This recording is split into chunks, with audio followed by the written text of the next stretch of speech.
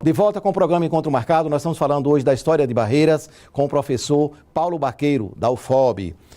Paulo, você falou aí do prédio, da imponência do prédio da Sertaneja ali na beira do rio. Ali também, no famoso São João das Barreiras, tinha o porto. Fazia uma associação do porto de Barreiras, do Rio Grande, com aquele prédio. Tá.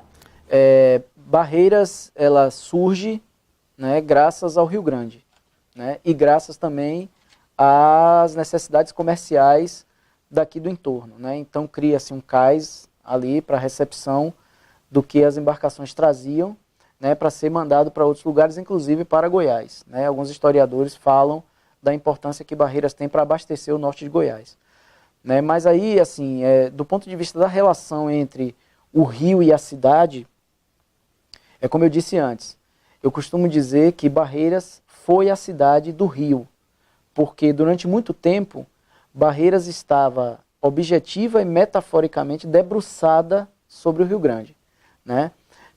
A cidade, ela estava toda postada de frente para o rio. Se a gente observar, por exemplo, a nossa catedral, ela está virada para o rio, né? Exato. Numa parte mais alta, num promontório, né? Mas ela está voltada para o rio. Para o rio. Né? As grandes construções, as construções imponentes do passado, estão todas elas voltadas para o rio. E isso mostra a importância simbólica, a importância econômica que o Rio Grande tinha para a realização das atividades na cidade de Barreiras, né? E aí eu trago também aqui no nosso catálogo uma imagem que eu acho que é bastante interessante, porque ela fala da transição, da passagem dessa cidade que era extremamente dependente do rio, né, e passa a ser uma cidade que se volta para as rodovias, né? Então nessa imagem aqui nós vemos o cais e um ônibus antigo, né, passando. Então é justamente a demonstração dessa transição de uma cidade que era fortemente dependente do rio, porque tudo que era de importante vinha por esse rio, pelo Rio Grande, né, e logo depois há um continuado abandono, né, de tudo que era feito por meio do rio, e aí passa a ser feito pelas estradas, né? Então a fotografia aqui, acho que ela é bem icônica nesse sentido, ela permite a gente visualizar esse aspecto.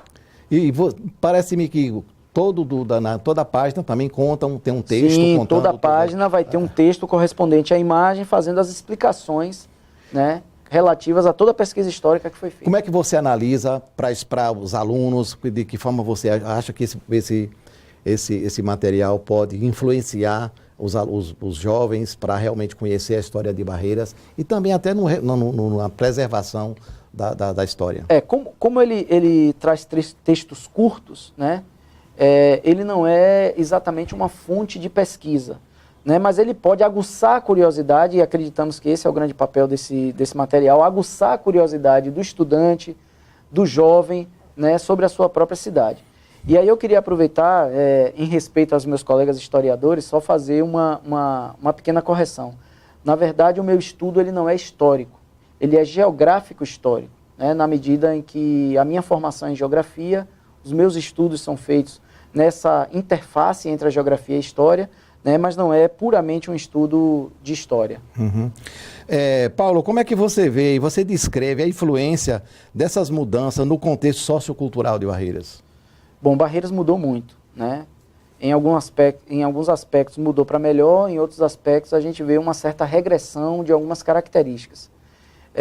Eu tenho um amigo, uma pessoa que eu gosto muito, o Genivaldo, né, que foi e é um agitador cultural aqui da nossa cidade, né, que ele costumava dizer que Barreiras tinha banda de jazz, que Barreiras tinha teatro, que Barreiras tinha cinema, e uma coisa que a Inespita fala muito também.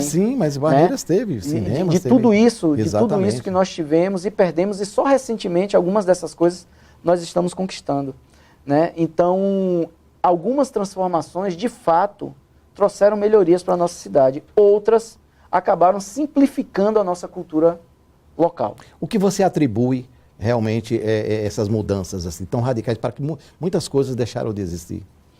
Na verdade, me parece que em um determinado momento da nossa cidade, nós tínhamos uma certa elite intelectual muito interessada em arte e cultura, né? Principalmente entre os anos 40, 50, né? Algumas pessoas que vieram morar aqui, elas trouxeram muito da cultura.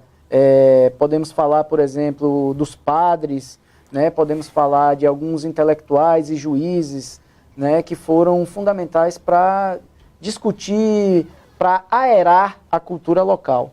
Né? E com o passar do tempo, né, nós passamos a ter uma sociedade que, de certa forma, enriqueceu, né, porque o advento dessa economia moderna, ela de fato enriqueceu, mas me parece que nós acabamos criando uma elite menos preocupada com esses aspectos da cultura. Com a cultura, né? Exatamente. Né? Muitos deles podem buscar cultura em outros lugares, né? Muitos deles não são tão interessados, né? Então eu acho que nesse sentido houve uma perda, que está sendo recuperada agora, né? Agora nós temos o Teatro do Sesc, o município fez uma recuperação aí do Teatro Municipal, do Centro Cultural, desculpa, né? Temos um cinema novo na cidade. Então, assim, o aporte de cultura está voltando que bom, né? Cidade. Como é que foi a recepção desse material na exposição da FLIB? Bom, foi uma felicidade muito grande, né? Primeiro porque a UFOB é a entidade curadora da FLIB, junto com a UNEB, junto com o IFBA e junto com a própria Prefeitura Municipal, né? Somos as 4 entidades curadoras. Então, é uma felicidade para mim, como professor da Universidade Federal do Oeste da Bahia, poder fazer o lançamento deste catálogo em um evento tão importante como a nossa festa literária.